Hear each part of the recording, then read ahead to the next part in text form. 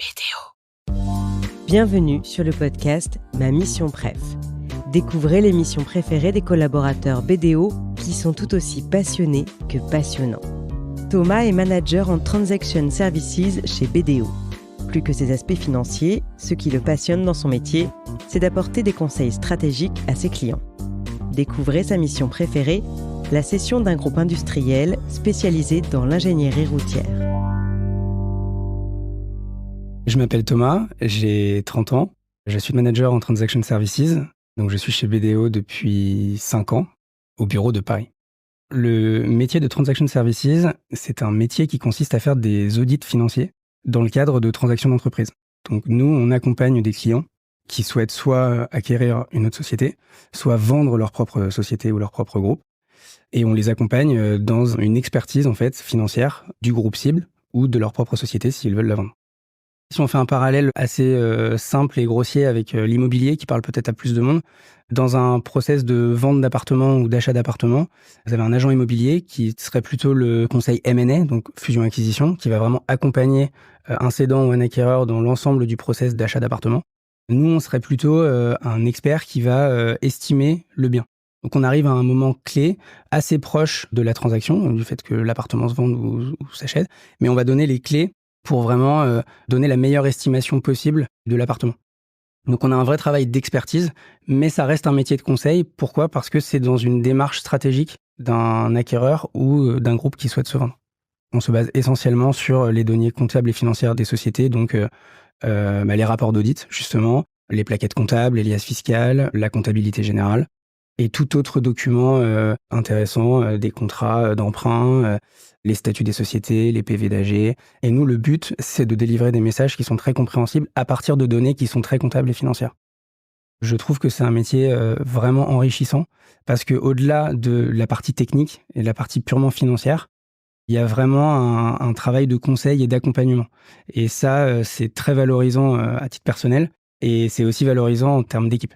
Notre cœur de métier, c'est d'être sur ce qu'on appelle du mid-cap, donc c'est des entreprises qui sont de petite et moyenne taille, on va dire, de manière générale. Donc on travaille essentiellement sur des PME et ETI françaises. On travaille pour beaucoup de clients étrangers qui veulent investir en France.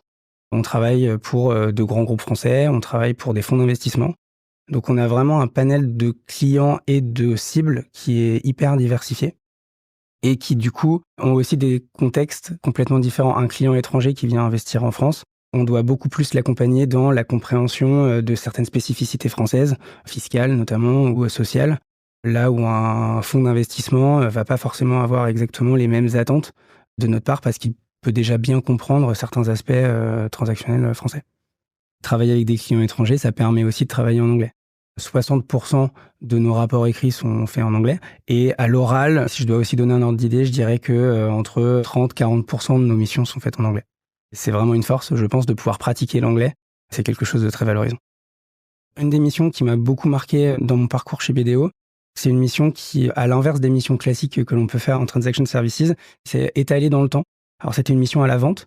On était mandaté dans le cadre de la cession d'un groupe industriel, donc dans l'ingénierie routière. On a dû faire appel à une personne externe pour nous aider dans cette mission, parce qu'on n'avait pas forcément les ressources à l'époque. On était encore une petite équipe. J'étais encore junior. C'était une mission très technique, il y avait beaucoup d'enjeux de restructuration du groupe. Ils ont fait beaucoup d'acquisitions, ils ont cédé des entreprises. On avait des dates de clôture différentes, des durées d'exercice différents. Donc il y avait beaucoup de retraitements à faire et essayer d'harmoniser un petit peu tout ça pour, encore une fois, donner des clés de lecture à un acquéreur potentiel. Donc on a fait une première intervention sur site en région durant 1 ou 2 semaines. Ensuite, on a retravaillé tous les chiffres. Et ensuite, on a fait des compléments de mission plusieurs mois plus tard pour mettre à jour tous les chiffres, mettre à jour la performance de l'entreprise. Et on a travaillé également avec plusieurs acquéreurs différents. Donc ça a d'abord été axé sur des fonds d'investissement. Ensuite, c'est plutôt des industriels qui se sont intéressés à ça. C'est une des premières missions pour lesquelles j'ai été vraiment en front avec les parties différentes, donc les conseils M&A, le management du groupe, les actionnaires. Et donc c'est une mission qui m'a beaucoup appris d'un point de vue technique, mais aussi d'un point de vue qu'on appelle soft skills, faire du lien avec le management, essayer de comprendre comment vraiment le groupe fonctionne, essayer de sortir un petit peu des chiffres et de notre rôle d'expert financier, si on peut dire, pour vraiment faire ressortir des éléments qui soient pertinents pour tout le monde. Je pense que ça m'a permis de m'adapter à certaines situations de travail, rencontrer vraiment des clients et des actionnaires qui ont 50, 60 ans. Quand on est jeune, ça peut être un peu impressionnant. Donc, c'était aussi très intéressant de voir ça. Et je pense que ça a surtout confirmé mon intérêt pour ce métier. Et ça a, je pense, confirmé que j'étais capable de le faire. C'est vrai qu'il y a un petit peu cette légende de dire que les juniors font beaucoup de crunching de données. Ils sont vraiment derrière leur ordinateur à être sur Excel toute la journée et retraiter de la donnée, retraiter de la donnée, retraiter de la donnée. Alors, c'est vrai parce qu'on traite un nombre important de données. Néanmoins, moi, ce que j'ai pu vivre, et notamment via cette mission, c'est d'être assez rapidement mis sur des analyses de fond, la restitution d'informations aussi, et de la restitution d'analyses. Assez rapidement, on a un panel de travaux qui est diversifié et sur lesquels on est vraiment mis en avant et on est mis en exposition vis-à-vis de l'associé, vis-à-vis du manager et vis-à-vis du client. Merci d'avoir écouté cet épisode de ma Mission Préf. Pour ne pas rater la prochaine Mission Préf, abonnez-vous à ce podcast. Ma Mission Préf est un podcast produit par BDO, le cabinet d'audit et de conseil passionnément engagé. BDO.